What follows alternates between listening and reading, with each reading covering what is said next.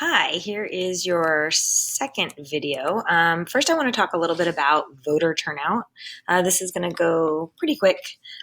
First of all, we know that there were some historical qualifications for suffrage. So you can see right here all of these: religion, property, race, sex, income, literacy, minimum age of 21. All of those were former requirements that were then eliminated either through state legislatures, through congressional legislation, or as you can see, amendments. Here are the current qualifications. So pretty basic: citizenship, residency has to be at least 18, thanks to the 26th Amendment, and registration.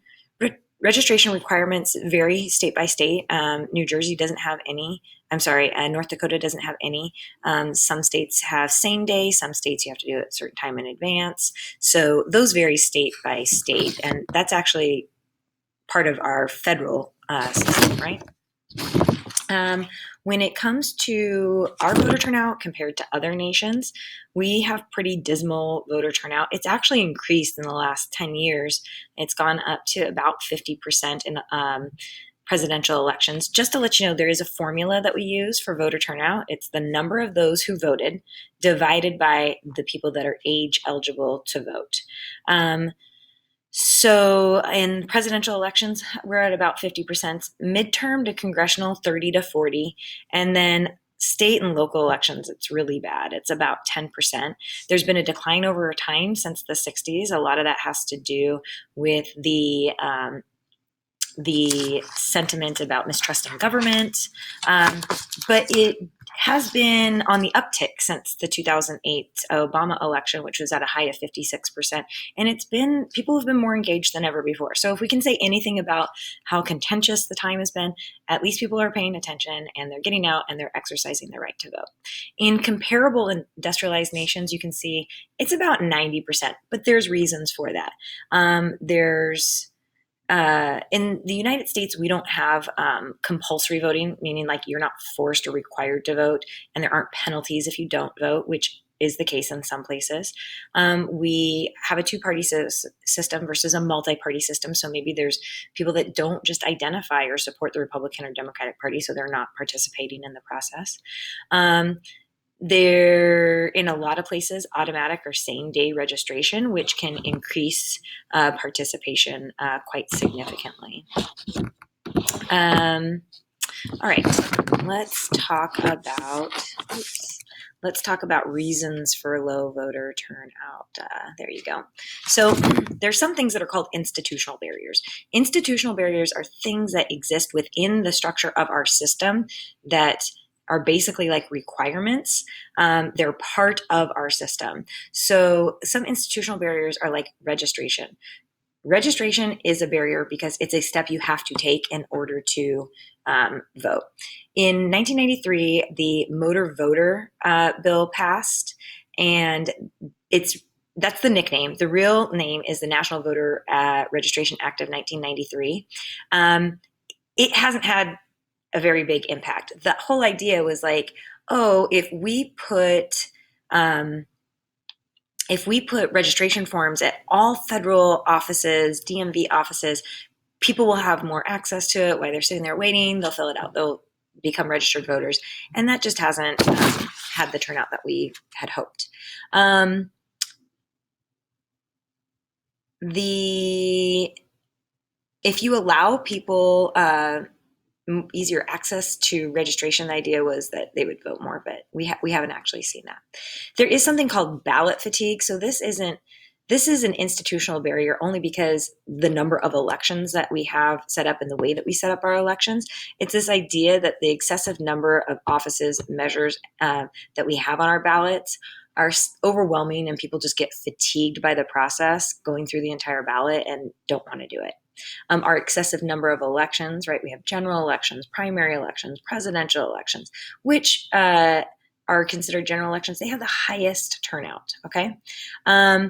Getting an absentee ballot can be a little difficult. You really have to plan in advance. If you're going to get an absentee ballot, you got to follow up and then you have to send it in. We know for a fact, there's lots of evidence that and data to support this, that young people, so that's like 18 to 26-year-olds probably, have the lowest turnout. When the 26th Amendment passed, it naturally voter turnout declined. So if you look at the voter turnout before the 26th Amendment passed, you'll see a precipitous decline right after it was passed, because in that equation that we looked at in the last slide, there was just a much larger number of people in the equation, and they didn't all go out and vote. There are then political reasons as well. So these are all the institutional barriers. These are the political reasons. People have a lack of political efficacy. And I know I've mentioned this before, but this is your ability to feel like you understand and can affect politics. If people don't feel like they understand it, or they don't feel like their vote matters, they're not going to vote. Maybe there's just dissatisfaction with the parties or with the candidates, with the government in general. Maybe the lack of competition. People look at the parties and think, oh gosh, they're pretty much the same.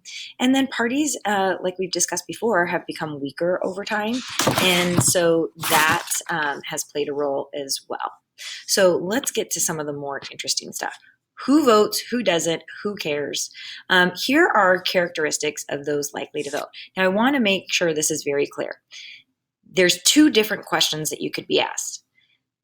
One has to do with who is likely to vote. So what are the characteristics, demographic, whatnot, that make people likely to vote? And then there's a totally separate question of how are people likely to vote in terms of ideology. So make sure when you're going through and looking at questions, are they asking you about just voter turnout, who votes, or are they asking you about how they vote? Okay. The people that are most likely to vote have a higher educational achievement. That is actually the greatest predictor of voting. Higher levels of income. Older people tend to vote in higher instances. And then we can go by race and ethnicity, and I'll give you a little bit of data about that. Whites are more likely to vote than African Americans, and African Americans are more likely to vote than Hispanics.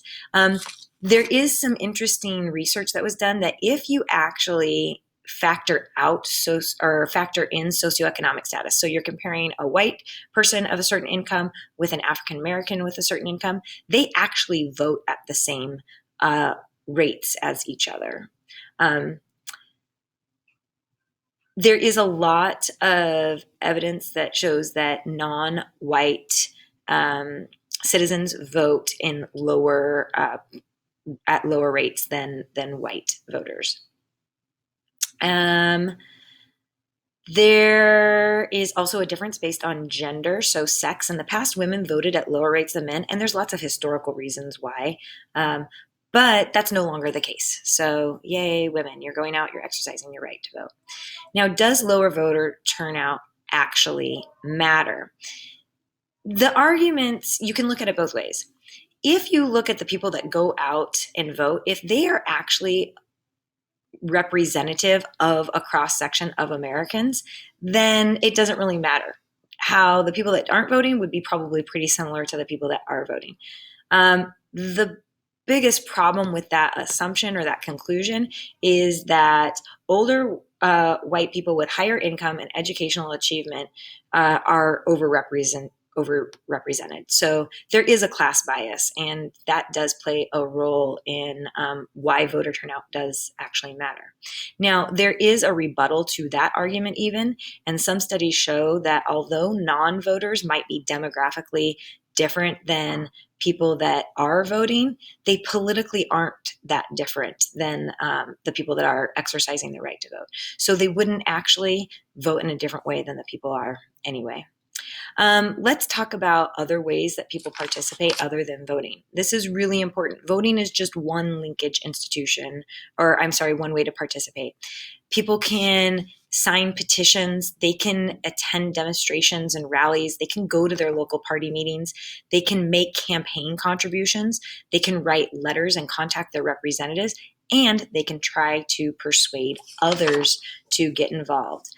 Issues also matter a great deal. So depending on what's going on in current events is going to affect how people vote. If the economy is good, people are less likely to want to change things.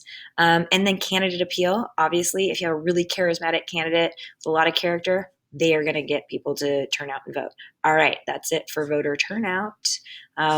Video 3 coming up soon.